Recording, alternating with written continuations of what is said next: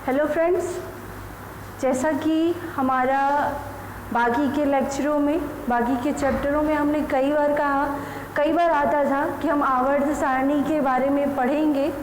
तो देखिए, आज हमारे चैप्टर का नाम है आवर्त सारणी। आखिरकार हम इस चैप्टर पे पहुंच ही गए हैं और आज हम आवर्त सारणी को जानेंगे, उसका अध्ययन करेंगे और आगे के लेक्चर भी अभी कुछ लेक्चर्स आएंगे जो कि आवर्त सारणी चैप्टर से ही होंगे, क्योंकि ये थोड़ा सा बड़ा चैप्टर है और इस चैप्टर से बहुत ही महत्वपूर्ण प्रश्न पूछे जाते हैं हमारी प्रतियोगी परीक्षाओं में। अर्थात ये जो चैप्टर है आवर्त सारणी, ये हमारे लिए हमारी परीक्षा की दृष्टि से और बाकी चैप्टरों को समझने की दृष्टि से भी बहुत ही महत्वपूर्ण है। तो ये वीडियो पूरा देखें, अंत तक देखें और पसंद आए तो लाइक, शेयर और सब्सक्राइब जरूर करें। तो चलिए हम अपना लेक्चर शुरू करते हैं और अपनी पढ़ाई को शुरू करते हैं। तो फ्रेंड्स, जैसा कि चैप्टर का नाम है आवर्त सारणी एक परिचय, तो आवर्त सारणी में आज हम बेसिक को देखेंगे, उसके परिचय को जानेंगे कि आवर्त सारणी है क्या, क्यों क्या ज़रूरत है इसकी और इसको शुरुआत करने में किन्होंने योगदान दिया, क्या कुछ यहाँ हमने कुछ लिखा है। तो यही आज हम जानेंगे। वीडियो पूरा अंत तक देखें, मैं दोबारा आपसे रिक्वेस्ट करती हूँ, और अंत में कमेंट बॉक्स में अपना कमेंट भेजकर ही अपने मोबाइल को बंद करके रखें। तो चलिए शुरू करते हैं। फ्रेंड्स, सबसे पहले जैसा कि हमने लिखा है यहाँ कि क्या है, तो आवर्त सारणी क्या है। फ्रेंड्स, कई बार लेक्चरों में हुआ है, कई लेक्चरों में या पढ़ाते समय मैंने बीच में कहा है कि तत्वों को एक टेबल के फॉर्म में केमिस्ट्री के अध्यापन के लिए सुविधा के अनुसार रखा गया है। सुविधा के अनुसार नहीं, सुविधा होने के लिए रखा गया है तत्वों को आवर्त सारणी में।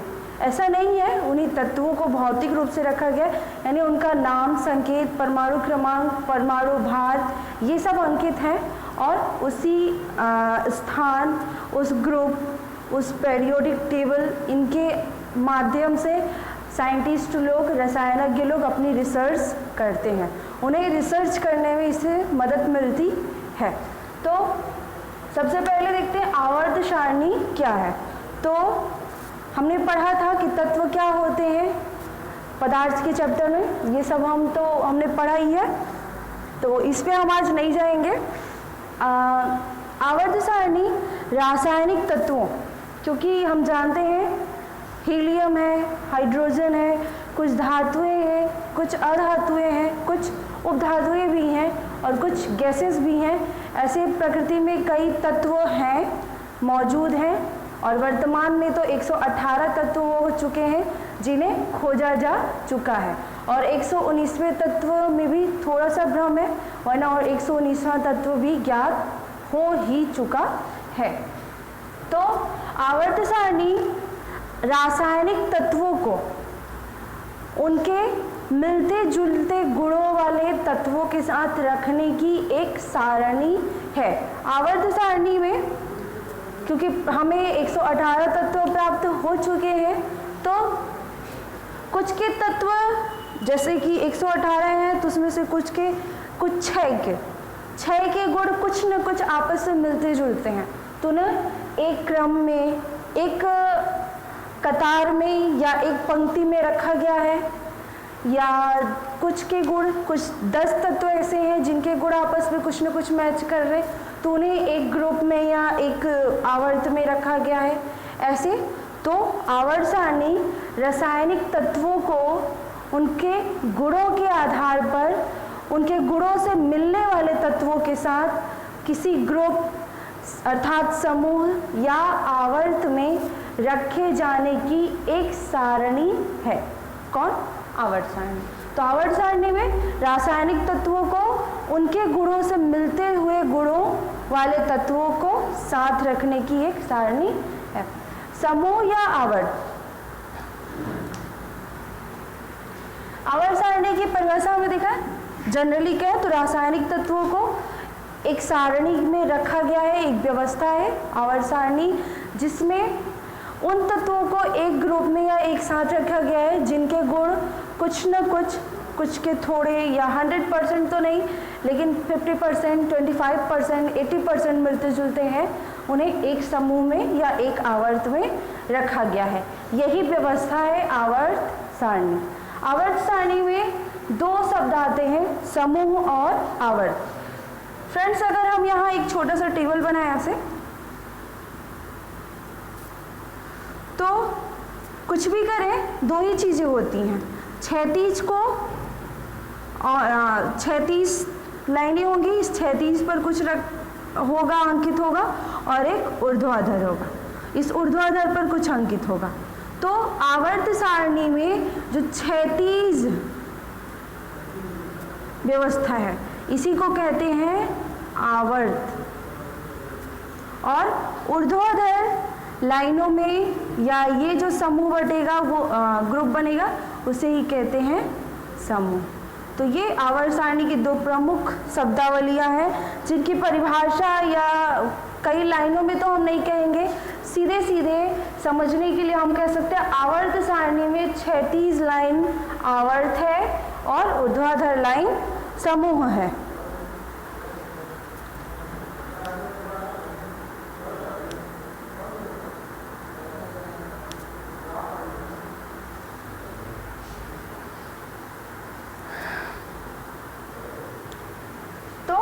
समूह और आवर्त। आवर्त का नियम अर्थात आवर्त सारणी में कुछ नियम के अनुसार तत्वों को रखा जाएगा, तो उसका एक नियम है फ्रेंड्स, आवर्त नियम। इस नियम के अनुसार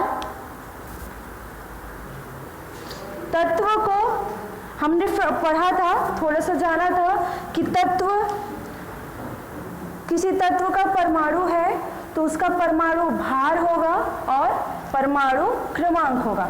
परमाणु क्रमांक के आधार पर ही तत्वों को आवर्त सारणी में रखा जाता है। जैसे कि सबसे पहला तत्व है हीलियम, जिसका परमाणु क्रमांक है 1।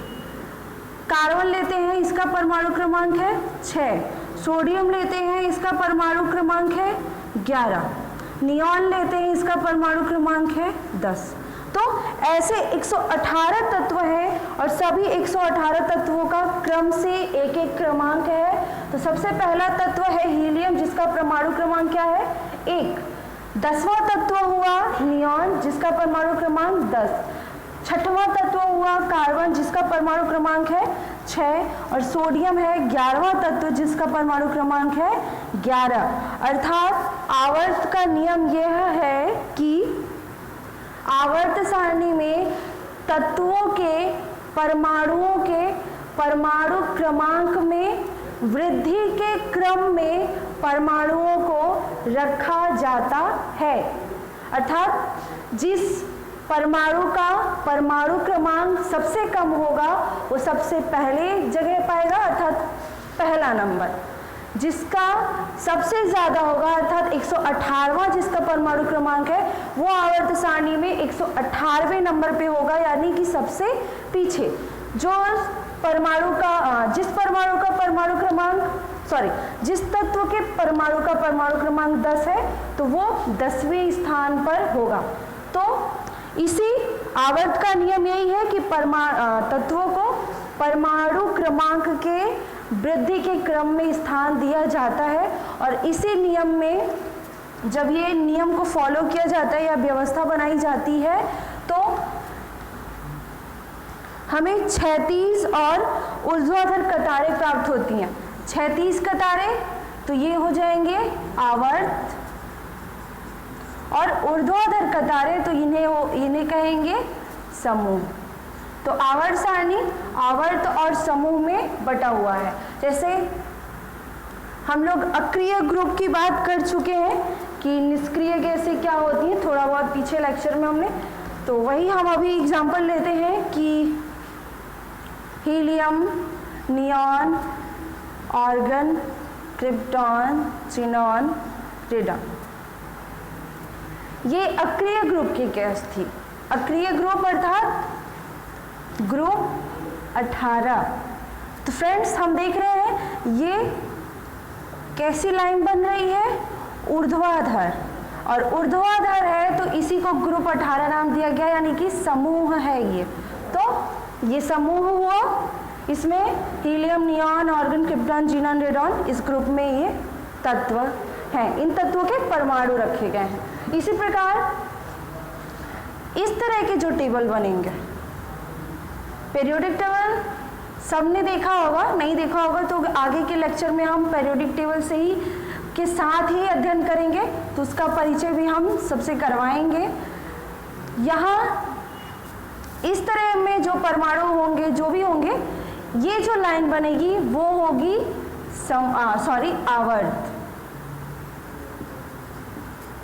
तो ये दो समूह और आवर्त हमने जाना। आवर्त सारणी क्या है ये जाना, समूह और आवर्त क्या होते हैं ये जाना। तो आवर्त सारणी रासायनिक तत्वों को परमाणु क्रमांक में वृद्धि के क्रम में तत्वों को रखने की एक व्यवस्था है। समूह आवर्त नियम के अनुसार तत्वों को आवर्त सारणी में रखने पर जो 36 कतारें प्राप्त होती हैं उन्हें हम आवर्त कहते हैं, और जो ऊर्ध्वाधर कतारें प्राप्त होती हैं अर्थात खड़ी लाइनें प्राप्त होती हैं उन्हें समूह कहते हैं। अब तीसरा हमें जानना है आधुनिक आवर्त सारणी की प्रमुख विशेषताएं। अर्थात आवर्त सारणी फ्रेंड्स एकाएक जो अभी का रूप हम देखते हैं आवर्त सारणी का वो नहीं है।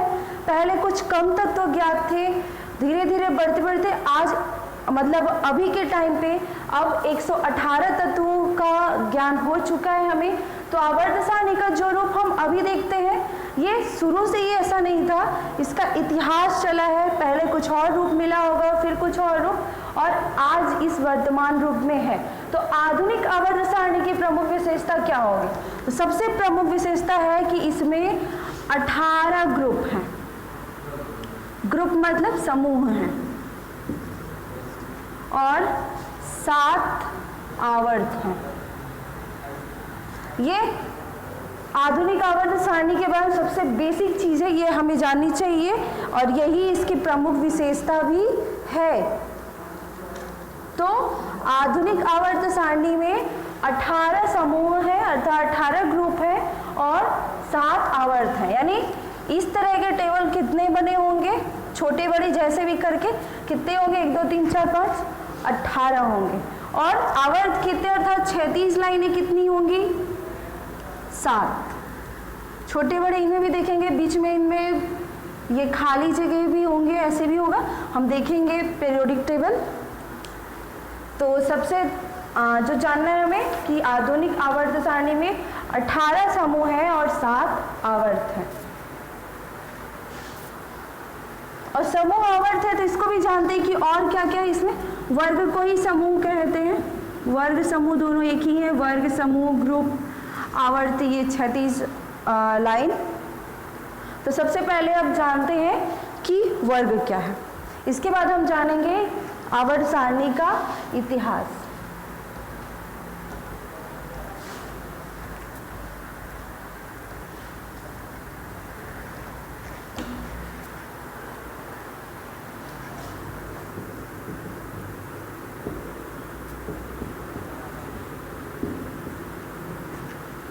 जैसा कि हमने अभी देखा कि आधुनिक आवर्त सारणी में 18 समूह हैं या 18 वर्ग हैं।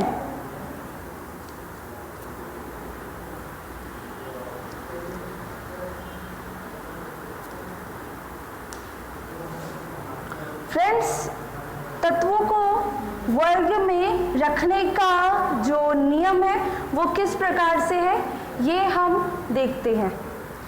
फ्रेंड्स, सबसे पहले इसके लिए हमें एक परिभाषा जाननी होगी, संयोजकता कोश में इलेक्ट्रॉनों की संख्या। ये शब्द अगर हम जानेंगे तभी हम समझ पाएंगे।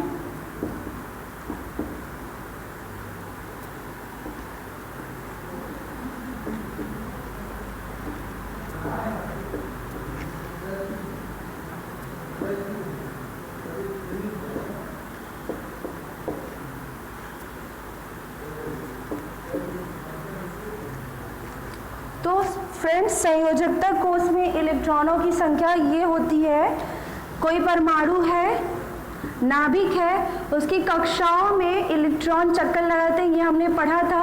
और कई कक्षाएं होती हैं, ये भी हमने पढ़ा था। और कक्षाओं में इलेक्ट्रॉनों को भरने का नियम भी हमने देखा था, अफबाउ नियम, हुनकर नियम, पाउली का अपवर्जन नियम, ये हमारे पिछले लेक्चर्स में है। अगर आपने अभी नहीं देखा तो उसे पहले जरूर देखें।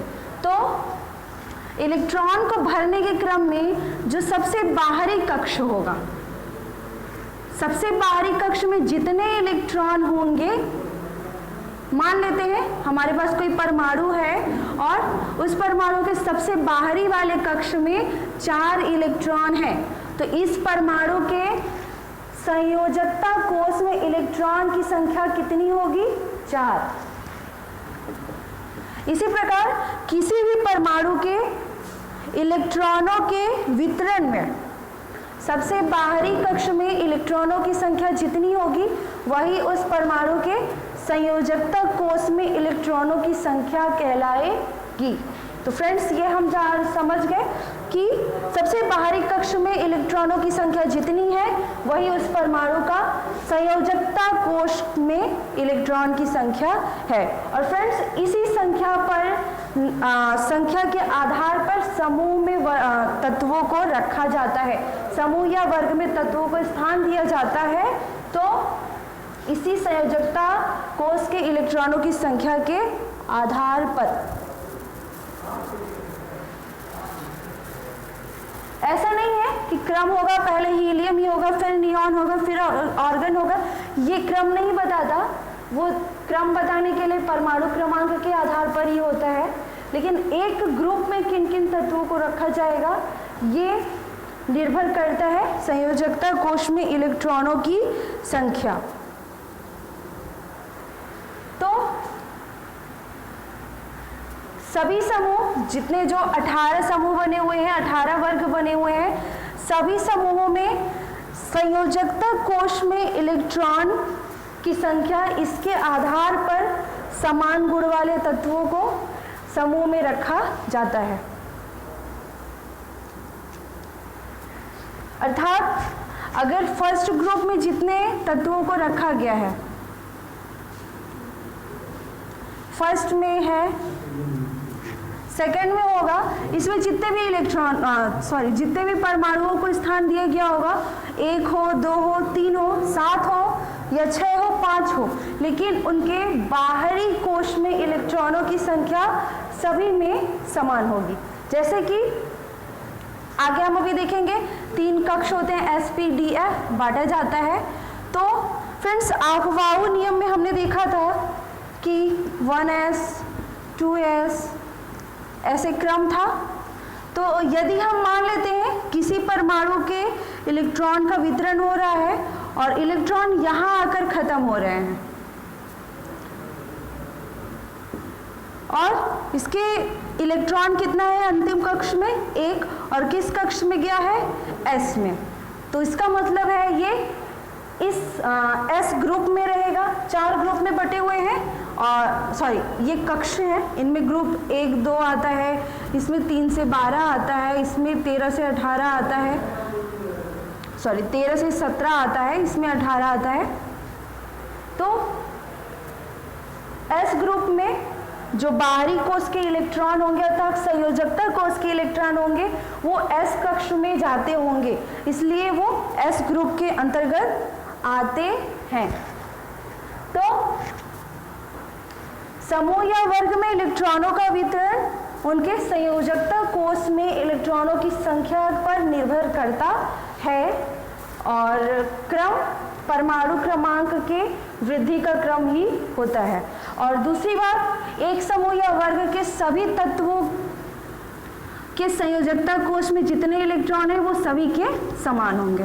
तो ये था समूह या वर्ग के बारे में।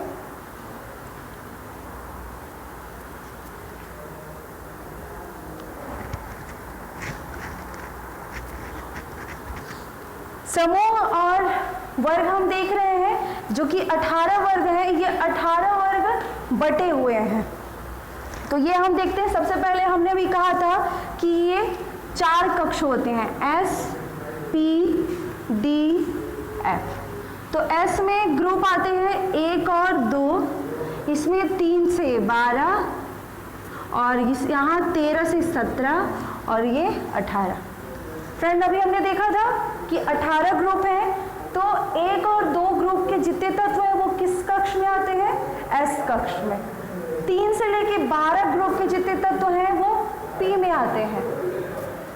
सॉरी, यहाँ D होगा। हम लोग SPDF बोलते हैं, लेकिन जब ग्रुप के बारे में देखते हैं तो 3 से 12 का ग्रुप P में न जाकर D में जाते हैं, और P में होते हैं 13 से 17 तक के ग्रुप और F में होते हैं 18। इन ग्रुपों में ही इनको नाम दिया गया, सभी कक्षकों में इन्हें नाम दिया गया है कि कहाँ से कहाँ तक के ग्रुप वाले तत्वों को या तत्वों के परमाणुओं को क्या कहा जाएगा। तो इन्हें आवर्त सारणी में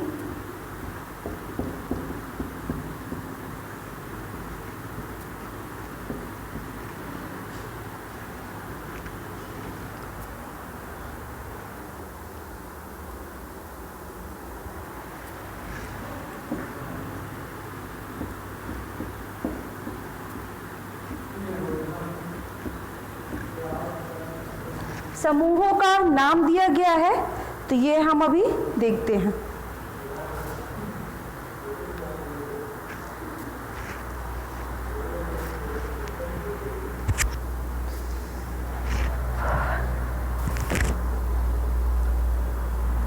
फ्रेंड्स, हमने पहले भी देखा है कि आवर्त सारणी में जितने भी तत्व हैं उनमें से कुछ धातु हैं, कुछ अधातु हैं और कुछ उपधातु हैं। तो सबसे पहले ये टेबल हम बना लेते हैं।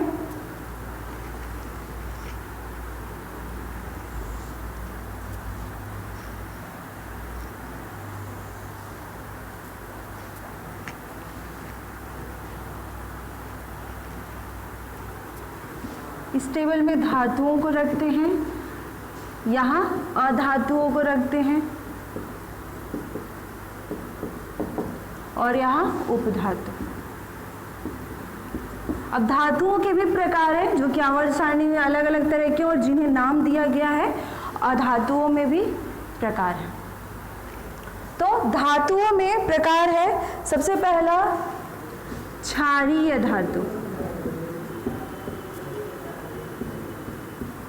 उसके बाद क्षारीय पार्थिव धातु। ये 2 प्रकार हो गए, क्षारीय धातु और क्षारीय पार्थिव धातु है। इसके बाद आंतरिक संक्रमण तत्व। यहाँ हम शॉर्टकट में लिख रहे हैं एक एक शब्द। तो धातु में 3 प्रकार के हैं, क्षारीय धातु, क्षारीय पार्थिव धातु और क्षारीय संक्रमण तत्व। क्षारीय नहीं, आंतरिक संक्रमण तत्व। और आंतरिक संक्रमण तत्व में ही 2 प्रकार होते हैं, लेंथेनाइट और एक्टिनाइट। तो ये 2 प्रकार हैं आंतरिक संक्रमण तत्व के, जो कि धातु के ही अंतर्गत आते हैं। अधातुओं का प्रकार देखें तो निष्क्रिय गैसें, इनके बारे में हम थोड़ा बहुत डिस्कस भी कर चुके हैं ग्रुप 18 में।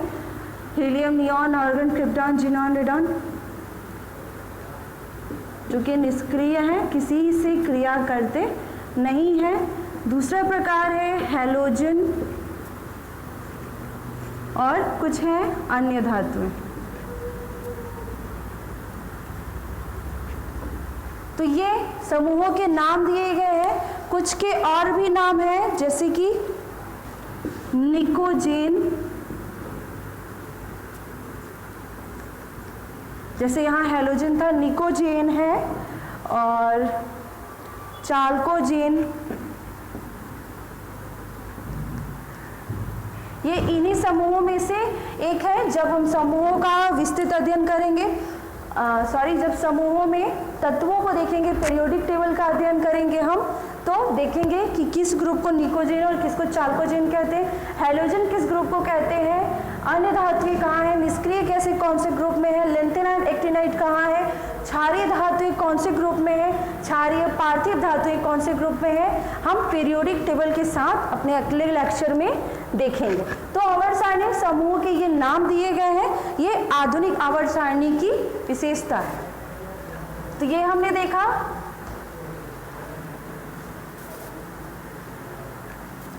ये तो फ्रेंड्स एक चीज हम फिर से रिमाइंड कर लेते हैं, क्योंकि हमने पिछले लेक्चर के बारे में बात किया है कि S में अर्थात S कक्ष के बाहरी कक्ष में कितने इलेक्ट्रॉन हो सकते हैं, अधिकतम 2, P में कितने हो सकते हैं 6, D में हो सकते हैं 10 और यहाँ हो सकते हैं 14। ये जब हम इलेक्ट्रॉनों के वितरण के संबंध में कुछ महत्वपूर्ण नियमों का अध्ययन कर रहे थे तो हमने इसके बारे में देखा था।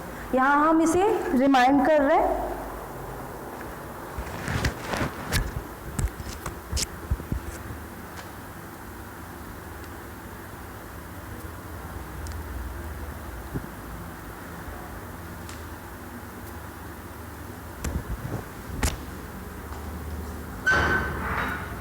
ये जो SPDF है इन्हें ही कक्षक, खंड या ब्लॉक ये इन्हें कहते हैं। तो समूह या वर्ग के बारे में हमने देखा। अब आवर्त के बारे में कुछ जानते हैं।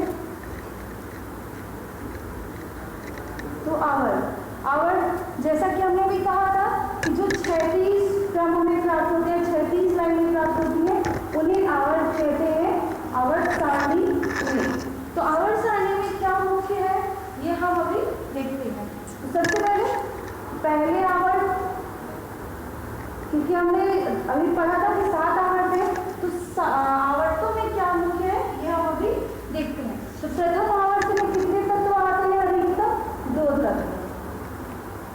तो ये क्योंकि इसमें सबसे कम तत्व आते हैं तो ये सबसे छोटा आवर्त है।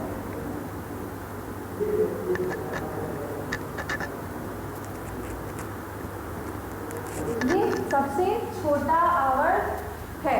दूसरे और तीसरे, तो पहला आवर्त था, दूसरे और तीसरे आवर्त में 8 तत्व आते हैं। आवर्त यानी इस तरह से। तो ये मान लीजिए पहले में 2 तत्व आ रहे हैं, दूसरे में और तीसरे में 8 तत्व आ रहे हैं। इन दोनों में समान तत्वों की संख्या है तो इन्हें लघु आवर्त कहते हैं। ये प्रश्न पूछे जाते हैं फ्रेंड्स कि आवर्त सारणी में प्रथम आवर्त का उपनाम क्या है या उसे उस आवर्त का आकार क्या है, तो सबसे छोटा। दूसरे और तीसरे आवर्त को क्या कहते हैं, तो लघु आवर्त या उनका आकार क्या है, तो लघु आवर्त है। 4 और 5 में अर्थात 1, 2, 3 हो गया, चौथे और 5वें आवर्त में 18 तत्व आते हैं। तो इसे ये हुआ सबसे छोटा आवर्त, दूसरा हुआ लघु आवर्त और लघु के बाद क्या आएगा, दीर्घ आवर्त।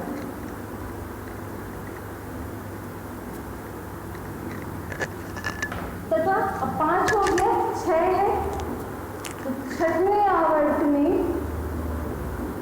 एक ही आवर्त जिसमें 32 तत्व आते हैं और इतने तत्व आते हैं इसलिए इसे सबसे बड़ा आवर्त कहा जाता है।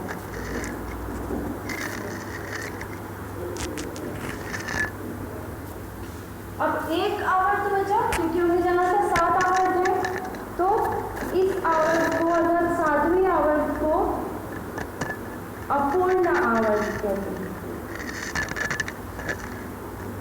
अपूर्ण आवर्त इसलिए कहते हैं क्योंकि हमारी खोजें अब यहाँ के बाद सिमट नहीं गई, हमारी खोजें अभी रुकेंगी नहीं। हम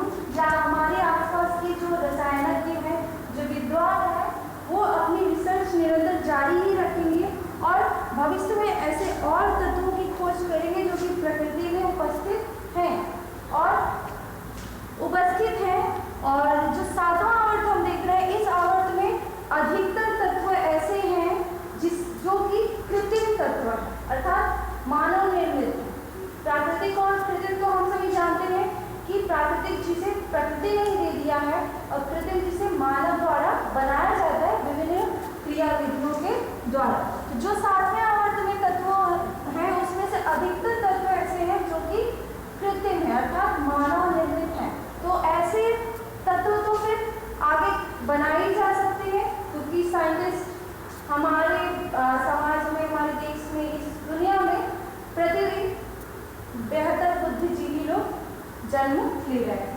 तो ये अपूर्ण आवर्त है क्योंकि इसमें इसे कंप्लीट नहीं कहा जा सकता, भी और तत्वों को रखा जा सकता है जब आगे हमें तत्व ज्ञात होंगे।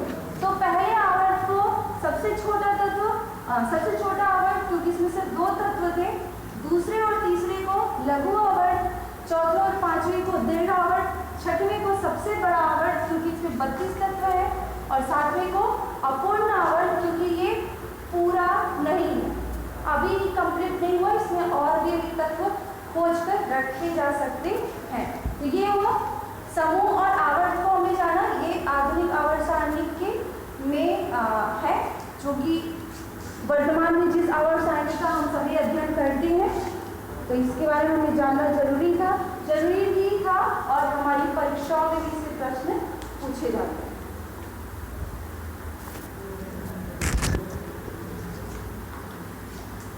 हमारा एक टॉपिक छूट रहा है आज के लेक्चर में भी, इतिहास।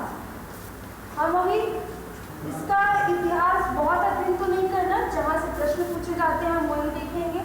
तो आवर्त सारणी का इतिहास क्या है? तो इतिहास वहीं से शुरू होता है जहाँ से इसके नाम की चर्चा होती है, जहाँ से किसी भी शब्द का इतिहास हम वहीं से पढ़ना शुरू करते हैं जहाँ से उस पर जन्म होता है। अर्थात आवर्त सारणी के बारे में सबसे पहले नाम किसने लिया? हम सभी जानते हैं प्रकृति में सबसे शुरू में जहाँ से तत्वों की खोज होना या तत्वों का नामकरण होना शुरुआत हुआ था, 118 तत्व ही नहीं थे। शुरुआत में शायद 0 भी रहे हो, फिर ढूंढते ढूंढते 1 मिला, फिर 10 मिले, फिर कुछ हुए और अभी के में 118 तत्व ज्ञात हैं। तो कुछ तत्वों जब मिलने लगे, तत्वों का ज्ञान हुआ, बहुत कम नहीं कहेंगे, लगभग अभी के आधे या 1/4 जब तत्व मिल चुके थे, तो रसायनज्ञों में ये उत्सुकता हुई कि अब इन तत्वों को एक साथ संजोकर रखने का, तत्वों को ही नहीं बल्कि उनके नाम हो, ताकि अध्ययन में या रिसर्च में सहयोग मिल सके, थोड़ी सुविधा हो सके। उनके लिए एक सारणी बनाई जानी चाहिए। और सारणी कैसी? सबसे पहले इसके बारे में सोचा या सारणी को मूलभूत रूप देने का, यानी उसे प्रदर्शित करने का सबसे पहले काम किया था मेंडलीफ ने। कब? सन 1869 में। तो मेंडलीफ ने 1869 में आवर्त सारणी प्रस्तुत की। इन्होंने आवर्त सारणी नाम दिया और इसकी मुख्य विशेषता थी कि इसमें 8 वर्ग थे। तो सबसे पहले मेंडलीफ जी ने बताया, तो आवर्त सारणी के लिए बाकी के रसायनज्ञों के लिए बाकी जो आवर्त सारणी का रूप आया, उनका सबका आधार क्या था? मेंडलीफ की आवर्त सारणी, जिसे कब दिया इन्होंने? सन 1869 में।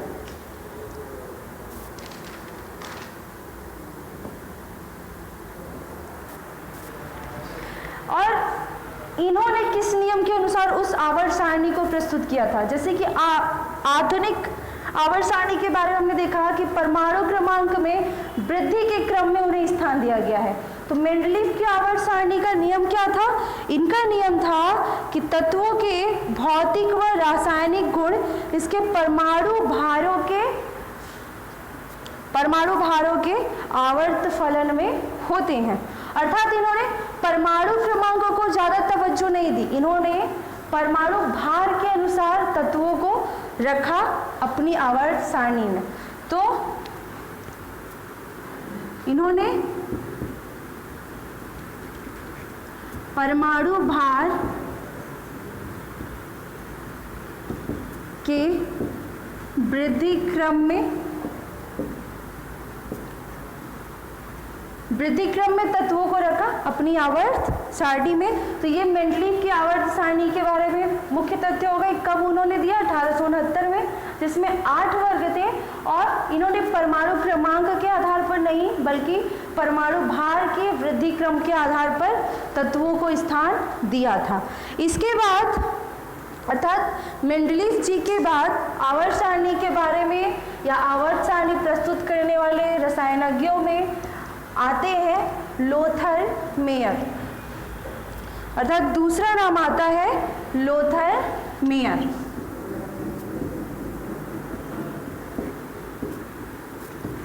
लोथर मेयर ये जर्मन वैज्ञानिक थे।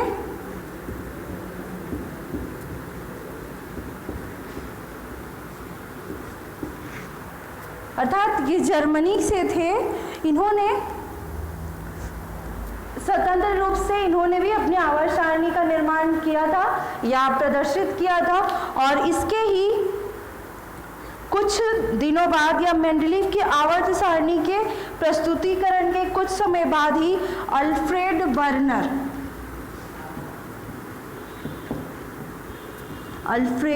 वर्नर ने अपनी आवर्त सारणी प्रस्तुत की, और उन आवर्त सारणी का मुख्य आधार था मेंडलीव की आवर्त सारणी।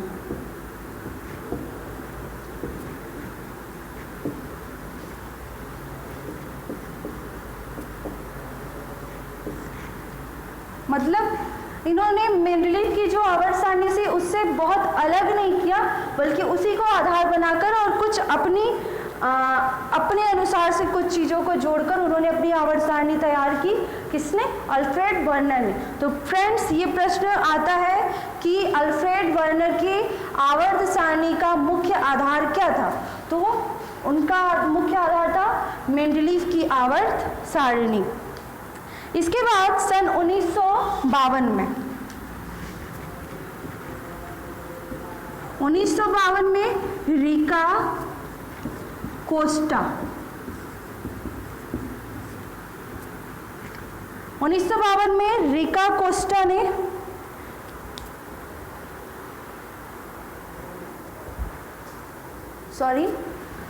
कोस्टा रिका, और ये नाम नहीं है, ये जगह का नाम है, इसके लिए सॉरी। कोस्टा रिका ये एक जगह का नाम है, और यहाँ के वैज्ञानिक थे गिल चावेरी।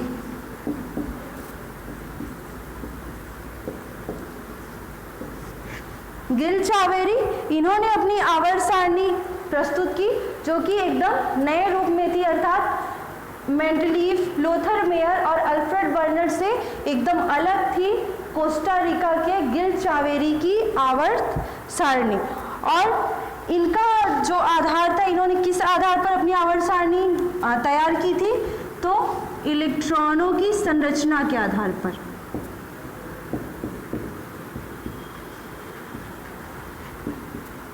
अर्थात प्रत्येक तत्व के परमाणु की इलेक्ट्रॉनों की संरचना की भिन्नता को आधार लेकर इन्होंने अपनी आवर्त सारणी तैयार की थी।